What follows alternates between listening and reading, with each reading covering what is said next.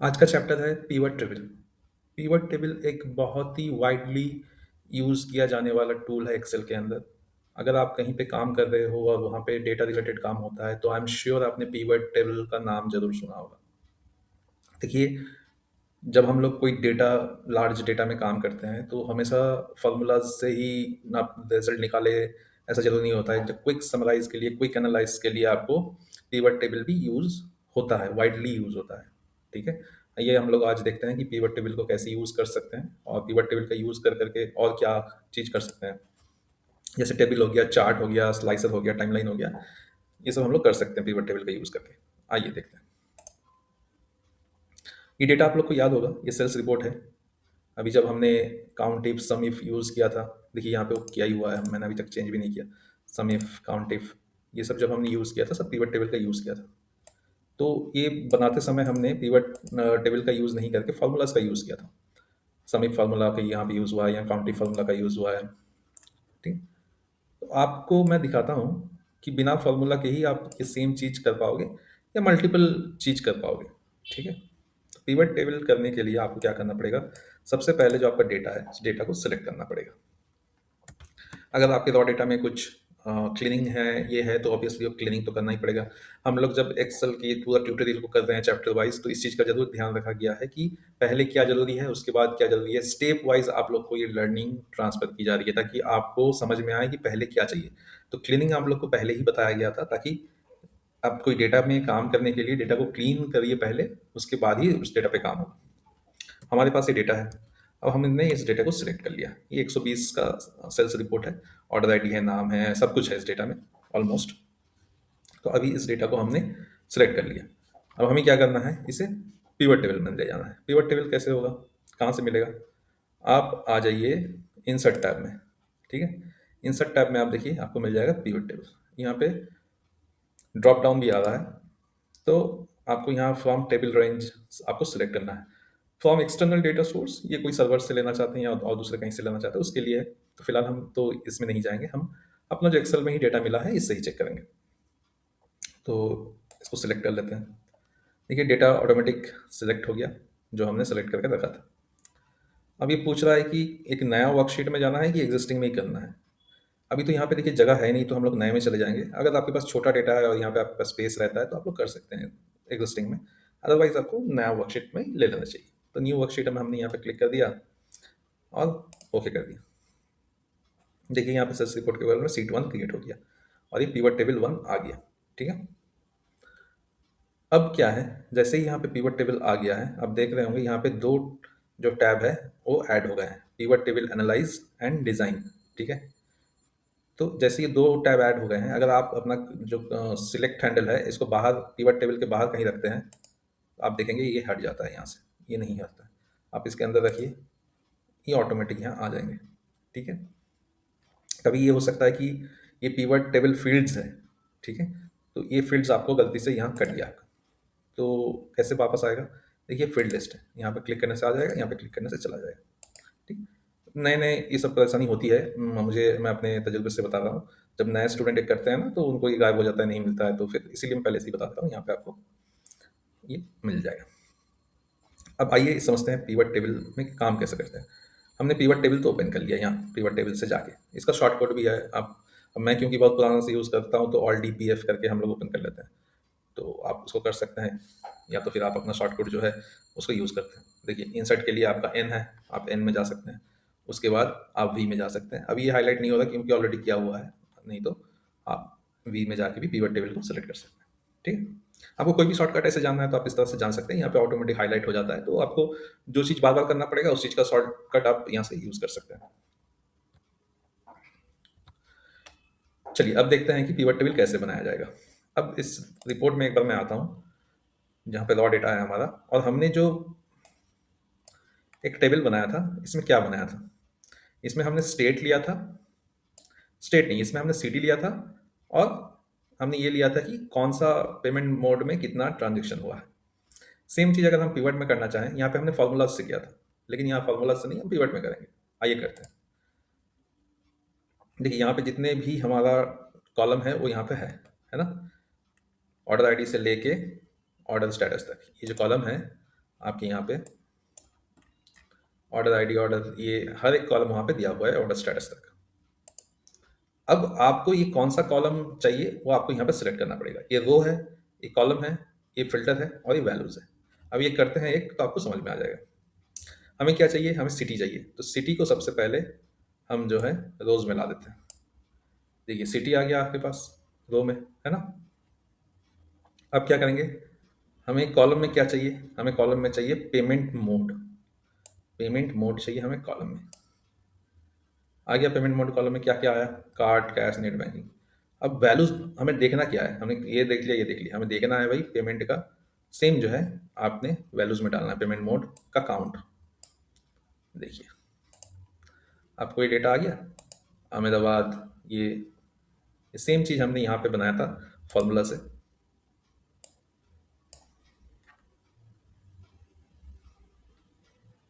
और वही सेम चीज़ अभी ये बन चुका है। ठीक, आपको कोई सम इफ्स, काउंट इफ्स की जरूरत ही नहीं पड़ा।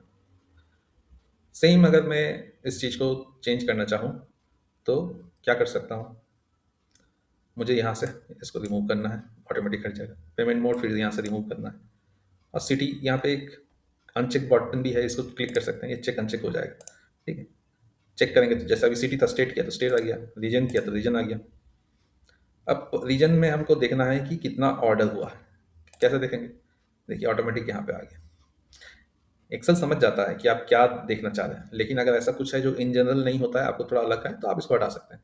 तो आप चेक अनचेक भी कर सकते हैं, एक्सेल ऑटोमेटिक उस डेटा को उस पर्टिकुलर बॉक्स में डाल देगा। जैसे यहाँ पे देखिए सम ऑफ ऑर्डर आईडी आ गया, तो ऑर्डर आईडी का जो सम है वो आया है, लेकिन आपको सम नहीं चाहिए, आपको क्या चाहिए, आपको मान लीजिए काउंट चाहिए। कैसे होगा, यहाँ पे आप एरो आइए, यहाँ पे वैल्यू फील्ड सेटिंग्स पे जाइए, सम की जगह पे काउंट कर दीजिए और ओके कर दीजिए।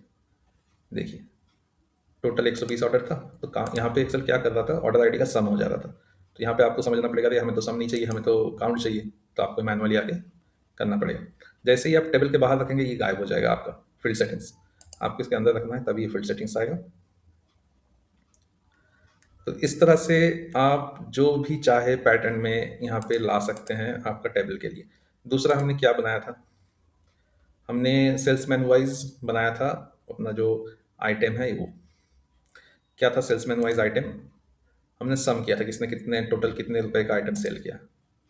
तो आप वो भी कर सकते हैं, या दूसरा कुछ भी आप लेके आना चाहें तो लेके आ सकते हैं। जैसे मान लेते हैं कि हम रीजन हटा दे रहे हैं, अब यहाँ से रीजन हटा दिए। अब यहाँ पे हमें देखना है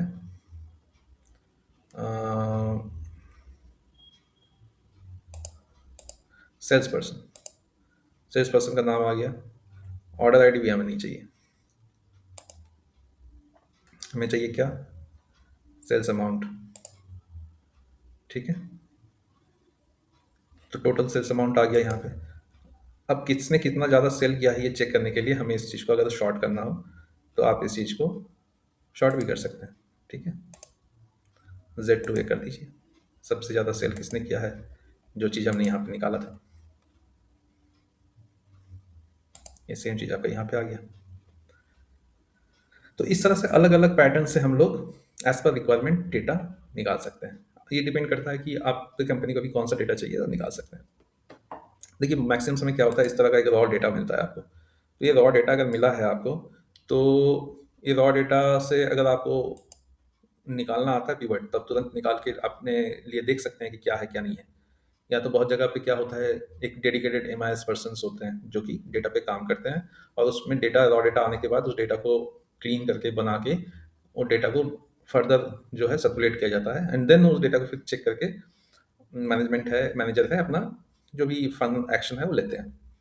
तो आप मान लीजिए कहीं पे मैनेजर है, आपके पास आज डेटा आ गया, फॉर एनी रीज़न आपका MIS पर्सन अवेलेबल नहीं है, या तो छुट्टी में है, या तो फिर फॉर एनी रीज़न वो अभी 2 दिन नहीं आएगा। तो क्या आप उस जब तक MIS नहीं आएगा तब तक वेट करेंगे, जरूरी नहीं है। आप इस पे पीवट लगाइए, देख लीजिए आपका काम का डेटा निकल जाएगा। हाँ, आप बहुत ही डेटा को सजाना है, कुछ करना है, वो अलग बात है, वो MIS आके कर देगा, लेकिन जो एक्शन जिसको वेट नहीं किया जा सकता वो तो आप ले ही सकते हैं, आप यहाँ से डेटा का चेक करके। ठीक है, अभी इस डेटा पे हम सेल्स अमाउंट को हटा देते हैं और प्रोडक्ट नेम को ले आते हैं। देखिए प्रोडक्ट नेम यहाँ पे आ गया। एक्सेल ने सोचा कि मुझे यहाँ चाहिए, लेकिन मुझे तो वहाँ नहीं चाहिए, मुझे कहाँ चाहिए, मुझे यहाँ चाहिए। और मुझे प्रोडक्ट नेम जो है रो में भी चाहिए ताकि मुझे इस तरह से डेटा मिले। ठीक है। अब मुझे देखना है कि सेम डेटा को मुझे इस पे भी देखना है। किस पे? अपना चार्ट यूज़ करके देखना है। हमने चार्ट भी तो करना है ना। आप इस पे जाइए, पिवट टेबल एनालिसिस। ठीक है। अभी पहले यहाँ पे चार्ट का ऑप्शन रहता था, लेकिन अभी इंसर्ट में ही आपको जाना पड़ेगा चार्ट के लिए। देखिए पिवट चार्ट, हाँ ये यहाँ पे दे दिया गया है, तो यहाँ से आप कर सकते हैं, या पहले वहाँ पे था। यहाँ पे भी स्लाइसर एंड टाइमलाइन का ऑप्शन है, एंड यहाँ पे भी देखिए इंसर्ट स्लाइसर एंड टाइमलाइन का ऑप्शन है। तो एक बार स्लाइसर एंड टाइमलाइन देख लेते हैं, उसके बाद चार्ट में जाएंगे। अगर आपको यहाँ बोला जा रहा है कि आप एक स्लाइसर इंसर्ट करने के लिए, तो स्लाइसर इंसर्ट करने के लिए आपको एक फ़िल्टर होना ज़रूरी है। यहाँ पे कैसे होगा? फिल्ड लिस्ट लाते हैं। अब मुझे देखना है ऑर्डर डेट को फ़िल्टर में। मैंने ऑर्डर डेट को फ़िल्टर में क्यों लिया? हो सकता है मेरे पास जो डेटा है वो 1 महीने का है, 2 महीने का है, 6 महीने का है, साल भर का, 10 साल का है, कितना है? अब मुझे तो मान लीजिए कि मंथ वाइज़ देखना है, तो कैसे देखूँगा? फ़िल्टर में ऑर्डर डेट ला के भी मैं यहाँ से देख सकता हूँ सिलेक्ट करके, बट यहाँ तो बहुत लंबा है। सिलेक्ट मल्टीपल आइटम करके भी इस तरह से देखा जा सकता है मैनुअली, या तो फिर मैं स्लाइसर भी ऐड कर सकता हूँ। देखिए पीवट टेबल यहाँ से भी आ रहा है एनालाइज से, और इंसर्ट से भी आपको स्लाइसर लाने का ऑप्शन है। ठीक है। अब मान लीजिए स्लाइसर आप लेके आ रहे हैं, किस पे ला रहे हैं? ऑर्डर डेट पे। ओके कर दीजिए। स्लाइसर आ गया, इसको आप यहाँ रख दीजिए, इसको मूव कर सकते हैं आप ऐसे। अब स्लाइसर को आप क्या करना चाहते हैं? डे वाइज ऐसे लगाना चाहते हैं, मल्टीपल डेज, या तो फिर आप,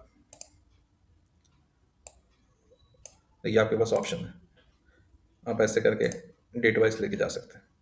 ठीक है। आपको दिख जाएगा कि कौन से डेट में क्या सेल हुआ है और क्या नहीं हुआ है, पूरा डिटेल आ जाएगा इसमें आपका।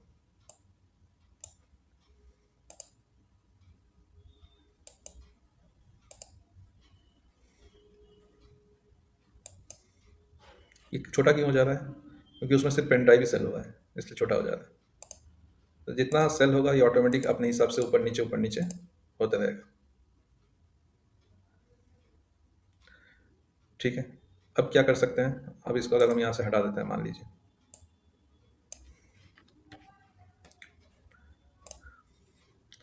अब यहाँ से हम टाइम लाइन ले लेते हैं।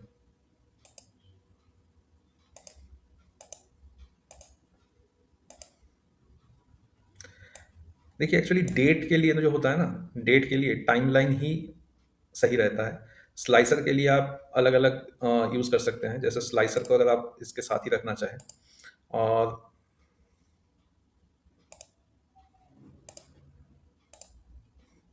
स्लाइसर में आप मान लेते हैं कि आप इसमें रीजन देखना चाह रहे हैं। ठीक है। अब ओके कर दीजिए। तो इस तरह से आप एक बॉक्स बना दीजिए और ऐड कर दीजिए। अब आप इधर आपको ऑप्शन मिल जाएगा year, quarter, month, days. Slicer में आपके पास क्या हो रहा था, सिर्फ वहाँ पे डे वाइज आ रहा था, लेकिन जब उसी चीज़ को जब हमने टाइमलाइन पे ला दिया, तो टाइमलाइन पे आपको ऑटोमेटिक एक मल्टीपल ऑप्शन मिल गया। आपको ईयर में देखना है, सिर्फ 2024 का डेटा है, 2024 का दिख रहा है। इसको आप क्वार्टर कर लीजिए। देखिए पहला तीसरा क्वार्टर में कोई डेटा है ही नहीं, चौथा में कोई डेटा नहीं है, फर्स्ट एंड सेकंड क्वार्टर 6 महीने का डेटा है। ठीक है। अब इस पे ईस्ट का देखना है आपको, ईस्ट पे चले जाइए। नॉर्थ देखना है, नॉर्थ पे आ जाइए। साउथ देखना है, साउथ पे आ जाइए। वेस्ट का आ जाइए। तो जिस तरह से आप चाहे इस तरह से बटन बना के आप देख सकते हैं स्लाइसर को और टाइमलाइन को ऐड करके। इससे क्या होगा? इससे आपको फिल्टर करना डेटा में बहुत इजी हो जाएगा। ठीक है। अब इसको हटा देते हैं, इसे भी हटा देते हैं। अब हम क्या करते हैं, हम आते हैं चार्ट में। अब मान लीजिए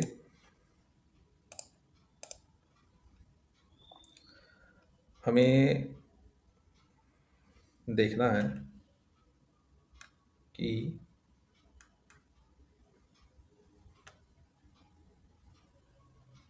सेल्स पर्सन हटा देते हैं, यहाँ से प्रोडक्ट नेम हटा देते हैं, ऑर्डर डेट भी हटा देते हैं, सब हटा दिया हमने। अब हमें क्या देखना है? हमें देखना है कि पेमेंट मोड सबसे ज़्यादा क्या यूज़ होता है? देखिए, पेमेंट मोड सबसे ज़्यादा क्या यूज़ होता है, ये हमें देखना है। तो कैसे होगा? पेमेंट मोड तो आ गया आपका, कैश, कार्ड, इस तरह से आ गया। इसमें ऑर्डर स्टेटस जो है,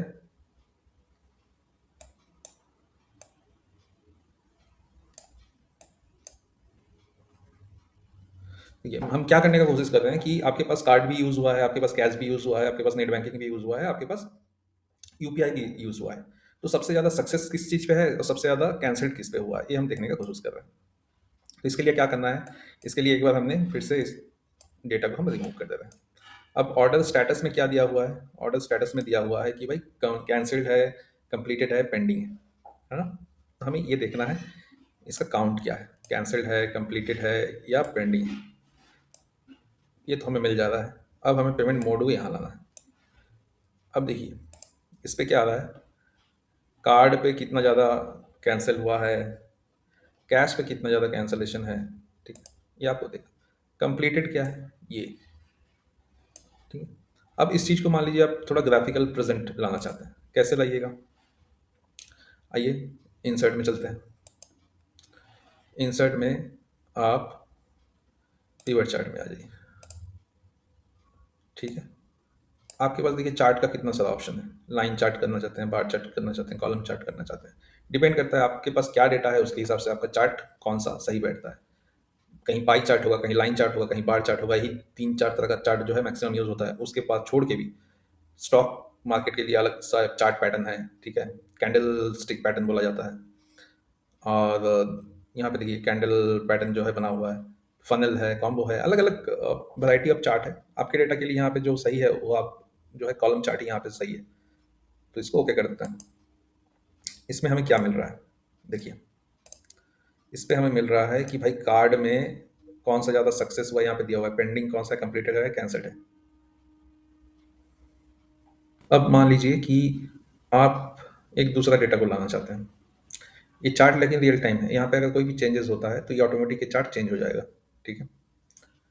आप अगर कोई दूसरा डेटा को लाना चाहते हैं, इसको कुछ देर के लिए मैं यहाँ से हटा देता हूँ। आप यहाँ पे लाना चाहते हैं दूसरा किसी डेटा को, क्या डेटा लाएंगे? आप लाना चाहते हैं सेल्स अमाउंट जो है आरओवी मंथ वाइज, कौन सा मंथ में कितना सेल्स हुआ, जैन में कितना हुआ, फेब में कितना हुआ, मार्च में कितना हुआ, ठीक है। ऑर्डर डेट के हिसाब से ये ऑटोमेटिक आ गया। अब देख रहा हूँ यहाँ सिर्फ हमने ऑर्डर डेट दिया है, लेकिन यहाँ पे मल्टीपल मंथ डेट आ गया है, ऑर्डर डेट आ गया है। तो डेट को आगे जाके इन्होंने बाइफरकेट अपने में खुद से कर लिया है। जैन, फेब, मार्च, इस तरह से आपका जो है ऑर्डर डेट यहाँ पे है।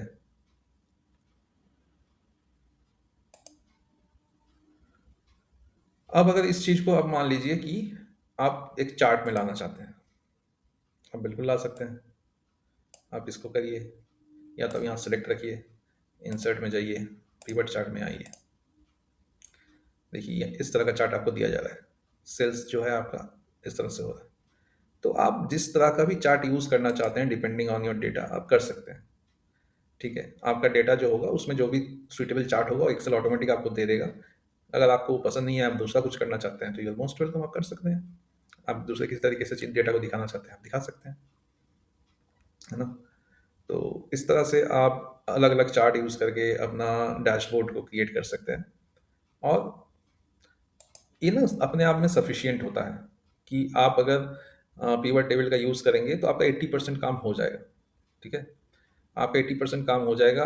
80% पीपल आपका काम भी इसमें हो जाता है। बाकी जो 20% होते हैं वो प्रो लेवल में काम करने के लिए उनको और भी ज़्यादा चीज़ें जाननी ज़रूरी होती है। जैसे फॉर एन एग्जांपल, पिवट अभी यहाँ मैंने आपको जितना बताया इतना ही नहीं है, इससे भी काफ़ी ज़्यादा एडवांस्ड पिवट किया जा सकता है, ठीक है।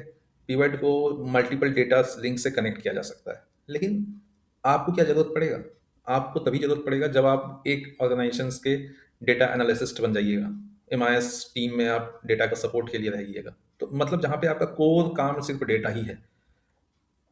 ये ज़रूरी नहीं है कि सिर्फ कोर काम डेटा हो तभी आप एक्सेल सीखें। आपका काम कुछ भी हो सकता है। आप मार्केटिंग से हो सकते हैं, आप एचआर से हो सकते हैं, आप ट्रेनिंग से हो सकते हैं, आप क्वालिटी डिपार्टमेंट से हो सकते हैं, आप ऑपरेशन से हो सकते हैं, आप सेल्स से हो सकते हैं।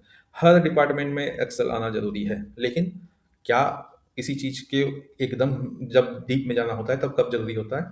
जब आप कोर ही डेटा एनालिसिस्ट बनना चाहते हैं, है ना?